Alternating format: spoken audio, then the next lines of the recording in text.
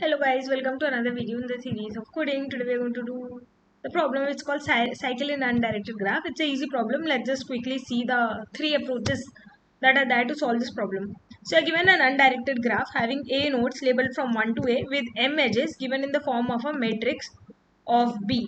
So this is very important. The form in which they have given the graph is they have actually just given the edges array. So they have given two edges which are connected to each other. Okay, so it's not given in the typical adjacency list or adjacency matrix form.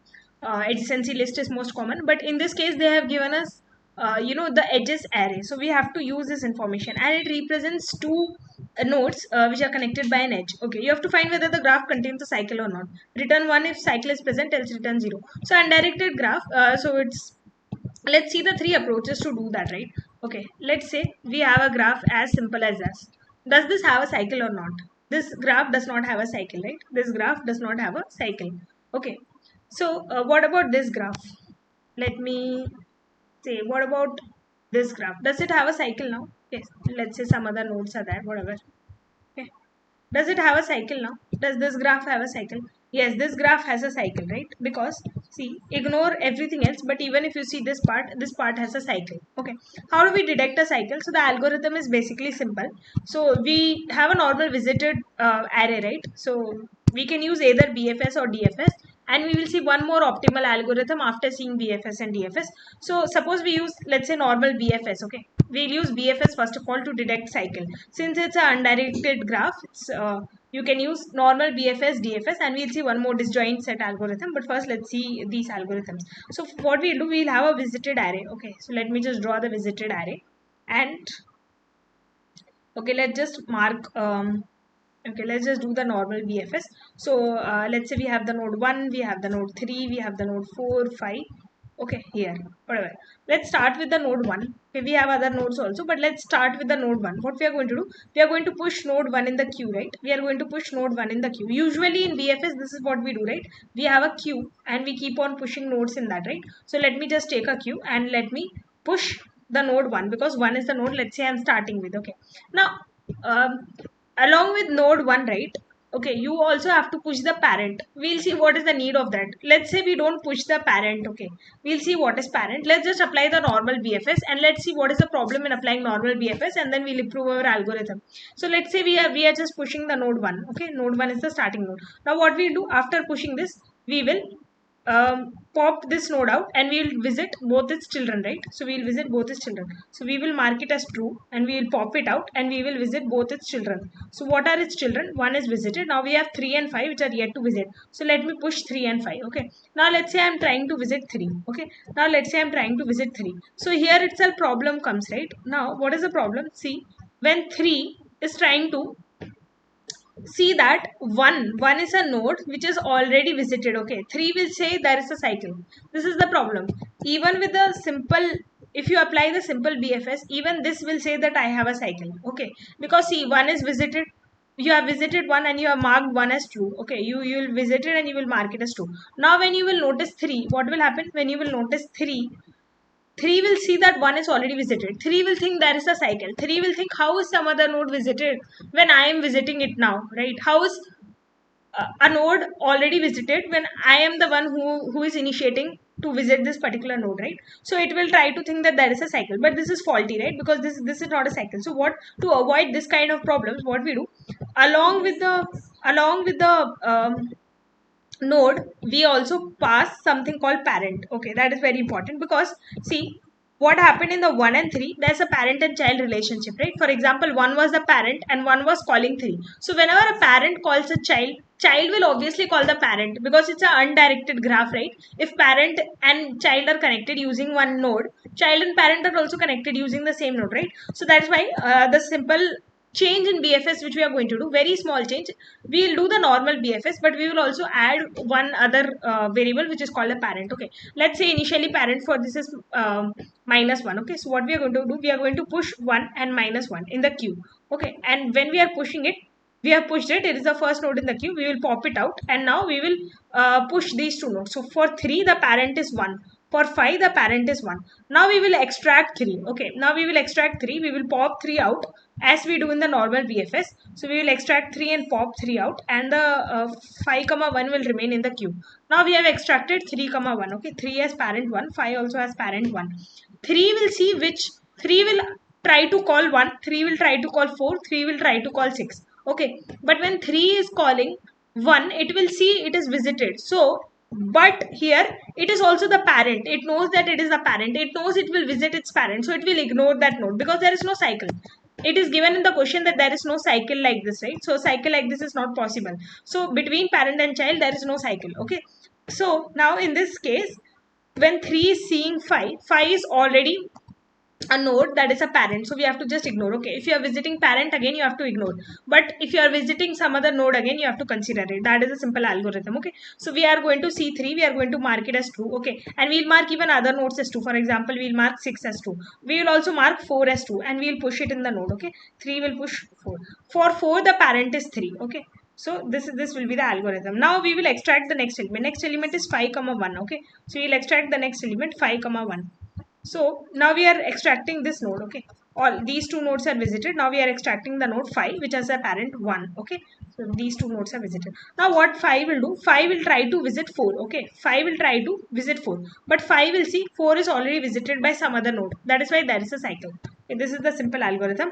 5 tries to visit 4. Okay, 5 tries to visit 1, 5 tries to visit 4, but 5 will not visit 1 because 1 is its parent, right? When we extracted 5 1, we see that 1 is the parent, so it should just ignore the parent. It knows that parent 1 was the node which put me in the queue, and 1 is the node which is having a node with me. There is no cycle, it is simply an edge, so it will ignore 1. Okay, but when it sees 4, 4 was not the node which called 5, right? 4 was not the node which pushed 5 into the queue. So just to simplify things, if a node is not parent and the node is visited in the array, that means there is a cycle. Okay, that is a simple algorithm. So that means there is a cycle, because how come somebody else visited it?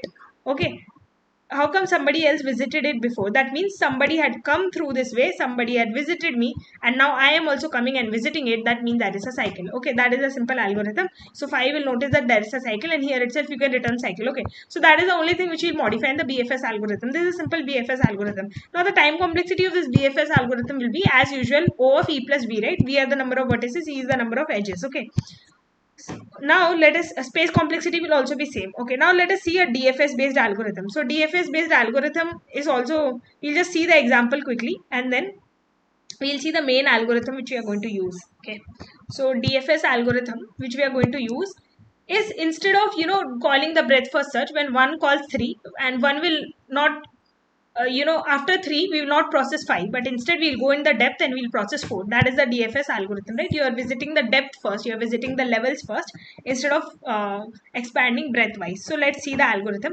So what we'll do, we'll keep a parent, right? So for 1 the parent is -1 because 1 doesn't have a parent. And by the way, one very important thing to notice is that this graph is connected, but in the questions graph may not be connected, right? So you can have some other here also you can have some other graphs like this. You can have some other graph, let's say, given. Okay, so these two are part of the same graph, so you have to also consider when graphs are disconnected, just apply the BFS or DFS, but remember that graphs can be disconnected also. Okay, now let's apply the DFS algorithm. So for 1 the parent is -1. Okay, so now 1 will make a call to 3 first. Okay, it will make a call to 5 but later. Okay, let me write the DFS. So what is DFS? We are at the DFS of 1 and -1. Okay, now it will make a call to 3 and it will pass itself as the parent. So for 3 the parent is 1, right? For 3 the parent is 1. Okay, and also this will make a call later to, after this side of the tree is finished processing, this will make a call to DFS of 5 with 1 as the parent. Okay, for these both nodes 1 are the parents. For 1 -1 is the parent, but for these two nodes, but for 3 and 5 the parents are 1. Okay, now let us go inside this call. Okay, now let us go inside this call. Now we'll make the call. Here when we come, 3 will have two neighbors that are not visited, right? 1 is also its neighbor, but 1 is visited, so we can just and 1 is the parent, right? 1 is the parent and it's visited, so we can ignore. There is nothing unusual because it was expected that parent will be the one that will be visited, because obviously parent called me, so parent was visited, okay, even before. So this is nothing unusual. But now what we'll do, we will also make a call to DFS of 4. Okay, when we make a call to DFS of 4, the parent will be 3. When we make a call to DFS of 6, again parent will be 3. Okay, so now after this, what we are going to do? We are going to go inside this call. Okay, parent is 3 for these two nodes. So now 4 will make a call to 5. Okay, 4 will make a call to 5, and what it will do? It will pass the parent as 5. Okay, 5 is the parent. Okay, 5 is the parent. Sorry, it will make a call to 5, and 4 is the parent. Okay, 4 will make a call to 5 because 5 is its neighbor, and it will pass itself as the parent. 4 is calling 5, so 4 is the parent and 5 is the child which it is calling. Okay, now let us go forward to the call of 5. What 5 will do? 5 will make a call to its, okay, this is not yet initialized. Okay, this is not yet initialized because we have not yet visited this call. So for now the parent of 5 was 4. Okay, for now the parent of 5 was 4 because this call is finished. Now this will make a call to 1 because 5 has two neighbors, right? 4 and 1, but 4 was its parent only. 4 was its parent, so it will not make a call back to its parent, right? Otherwise you will enter into recursive infinite loops. 5 cannot keep calling 4, 4 cannot keep calling 5. So 5 will ignore 4 because 4 was the parent which called it. Okay, but 5 will make a call to 1. 5 will make a call to 1. Now when 5 makes a call to 1, what does it see? It sees that 1 is already visited. So what does it mean? When 5 makes a call to 1, okay, passing itself as the parent, okay, it will try to pass itself as the parent. Now how come 1 was already visited, right? If 1 is already visited, it's a problem, right? 1 is already visited, so this is the problem, because if 1 was already visited, that means from somewhere calls were coming, and you also made a call to the same node. That means that's a cycle. So that's a cycle. This is the cycle. Okay, this is the cycle. So you can detect that there is a cycle. So this is a simple DFS based approach. Now both BFS and DFS algorithms are going to run in O of V plus E. Okay, but what happens is, in this question, for example, when you try BFS and DFS in this type of question, okay, you will get a time complexity problem because it will give a time limit exceeded error. Because see here, they are passing edges. So first of all, they have passed edges. You have to make the adjacency list representation, right? So to make that itself, you will have to spend V plus E, right? And then again, to apply the BFS DFS, again you will have to spend this much. So what is the best way to solve these kind of problems? So there is another data structure which is very famous and very important. It is called disjoint set. Okay, disjoint data set structure is very simple, so we learn it quickly. Okay, let's say we have 1 2 3 4 5. We have 1 2 3 4 5. Now we have to find if there is a cycle, right? So what you are going to do? So basically we are not given the graph in this format. Okay, how is it given? See, this is the graph, of course, but graph is not given. It's given something like this. There's a node between 1 and 2. There's a node between 2 and 3. There is a node between 3 and 4. There's a node between 4 and 5. There's an edge between 5 and 1, right? These are all the edges that are actually given between. So graph is not actually given like this. It's given in this format where you are given edges. Okay, so in this case, how are you going to detect whether there is a cycle? So what you will do, we'll use the disjoint set algorithm. Let's quickly see it. So suppose you have 1 2, right? Now okay, now in disjoint set structure, what we are going to first of all consider, all nodes are independent. Okay, as of now we know that nodes are from 1 to n. All nodes are independent. Okay, that means they are all parents of themselves. Okay, they are all parents of themselves.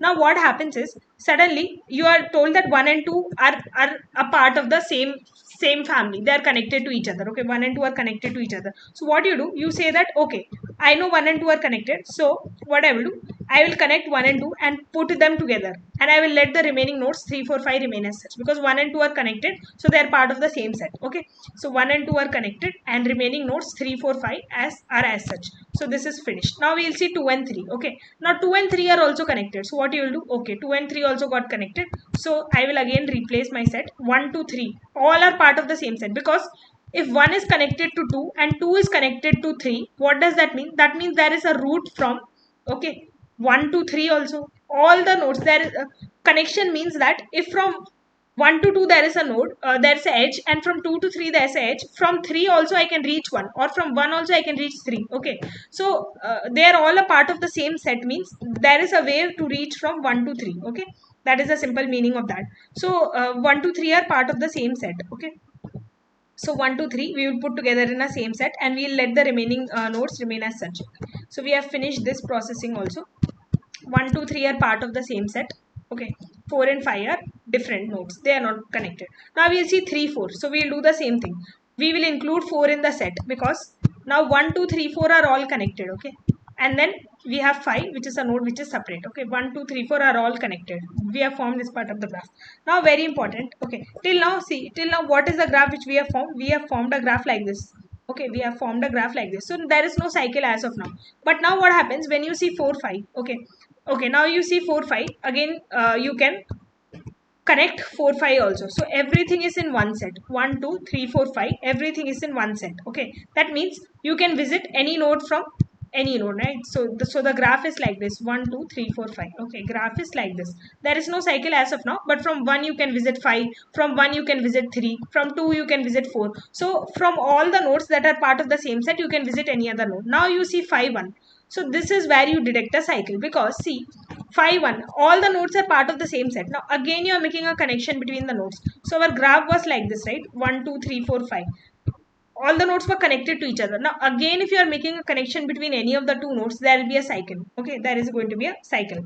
Okay, there is a cycle. So instead of 5, 1, if it was given, okay, something else also, let's say we were not given the edge 5, 1, but we were given some other edge like 5, 2, then also there is a cycle, because they are all part of the same set. Even 5 and 2 are part of the same set. This is also a cycle, right? So this is also a cycle. So whenever you are visiting two nodes that are part of the same set, it is a cycle. Okay, now how do you actually represent this? So this is very easy to represent. You represent it simply using a vector or an array. Okay, we are simply going to see that. So it's a very simple representation actually.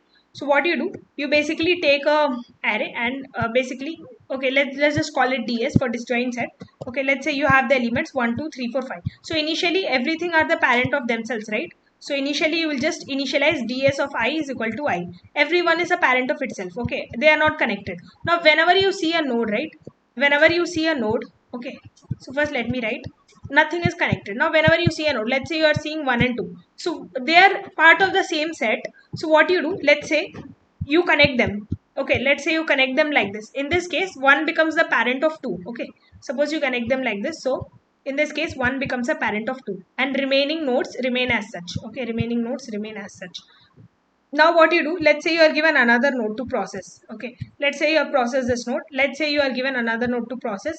Let's say 2, 3. Okay, so now what you do, 2's parent is 1. Okay, 3's parent is 3. That means they are, till now they are separate. They are part of different nodes, but now you have to connect them because there is an edge between 2 and 3. So what you will do, you will find out the parent of 2, which is 1. Okay, from this array you will find out the parent of 2 is 1 and the parent of 3 is 3. So what you will do, you will make 3 also a part of, the same family. Okay, so the parent of 3 will also become 1.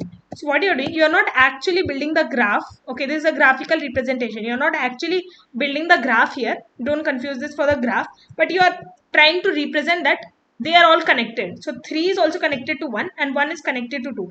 It doesn't mean that there is an edge between 3 and 1. It means that they are all part of the same family. Okay, because if there is a way from 1 to 2 and there is a way from 3 to 1, that means there's a way from 2 to 3. All are just connected to each other. It just means that. Okay, so this is the representation that we are going to take. Now let's say I tell you that there is again I'm trying to build a connection between, let's say okay, let's say 4 and 2. Okay, let's say this is the connection. So now the parent of 4 is 4, the parent of 2 is 1. So what I'll do, I'll make the parent of 4 also as 1. Okay, so 4 also has become 1. Okay, now let's say I am saying that I want to make a connection between, let's say 1 and 4 again. So now 1 and 4, okay, let's say 1 and 4. Now 1 and 4 are having the same parent, right? 1 and 4 are already having the same parent. That means that 1 and 4 are already connected through some other way. Through some route, 1 and 4 are already connected. That means that if you are connecting them again, you are introducing a cycle. Okay, this is a simple algorithm. So we just represented using an array. Now let's see the code for it.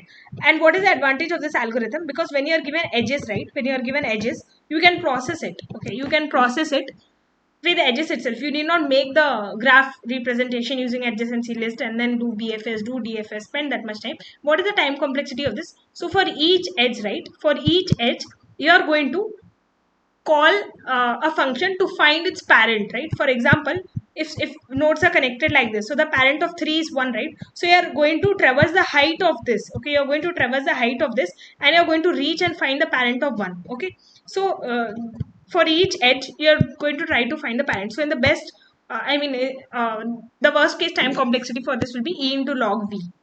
So this is the advantage of this algorithm. Now let us see the algorithm quickly. So basically, okay, I have also implemented one thing which is just for increasing the making the algorithm run much better. So that is something called union by rank. So first let's see the simple algorithm. Let's just ignore this for a while and we'll come back to this. So first let's just see disjoint set. So disjoint set, I have just made the array, and we are just initializing each node as its own parent. So disjoint set of I is I, and we'll see the rank later. Rank is also a simple concept, but we'll just see it after some time. And what we are doing is basically we are extracting elements from the edges array. So B is the edges array, and we are just finding element 1, element 2. We are finding their parents, right? So I'm calling a function find parent to find their parents. If the parents are same, that means they're part of the same set. They're already connected, and if you are making an edge between them, you're connecting them again. So that is a cycle. You can return 1. Okay. Else, okay, what you are going to do now? You are going to, for example, else if they are not already connected, then you have to connect them, right? So for example, you have to make the parent of 1 equal to the parent of 2 equal. So that is the simple algorithm.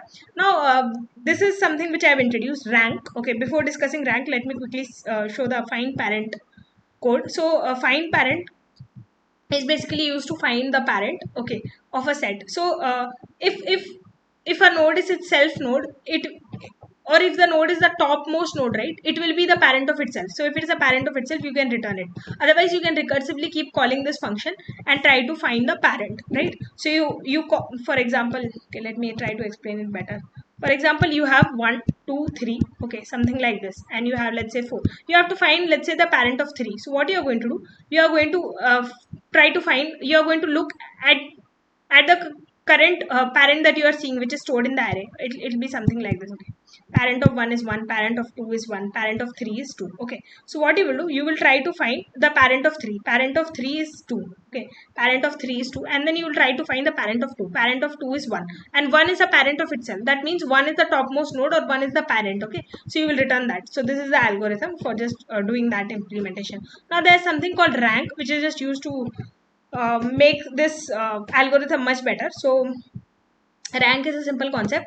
Basically what you do, for example, there are two nodes, right? There are two sets, okay? Now let's say these are two different sets. Now let's say you want to connect them, okay? You want to connect these two. So you have two choices: either connect this way, okay, either like connect this way, in which for example, you make 1 and 2, okay, become the child of 3, or what you do, you make 3 4 5 become a child of 1, okay? So these are the two ways to connect them. For example, if there is a edge between 4 and 1, what will you do? You will try to connect these two graphs. That means they'll now all be connected with each other. They'll be part of the same family. So you have two options to do that: either you make connection like this, or you make connection like this, right? Then they'll all be connected. So what you will do, which will you choose? So whichever is having smaller height, you will push it, you will connect that guy. So if 1 2 is having the smaller height, right, 1 2 is having a height of 2, and this is having a height of 3. So you will connect the smaller guy to the bigger guy, so that next time if you want to find the parent of, let's say, 2, then you can just find it within height of 2, right? But if you had connected it in other way, right, if you had connected it in this way, if you are connected it like this, let's say you had made 3 4 5, when you want to find the height of when you want to find the parent of 5, you have to traverse 4 steps, right? So that is one advantage, that you will always connect the smaller node to the bigger node. So that is simply rank just means height. So we can implement this extra algorithm. So initially height of everything is 1.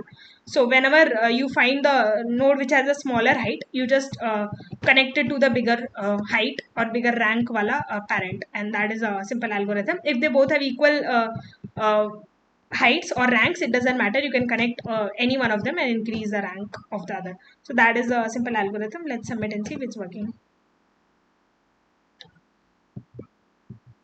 So it's accepted. That's it. Thank you for being patient and listening.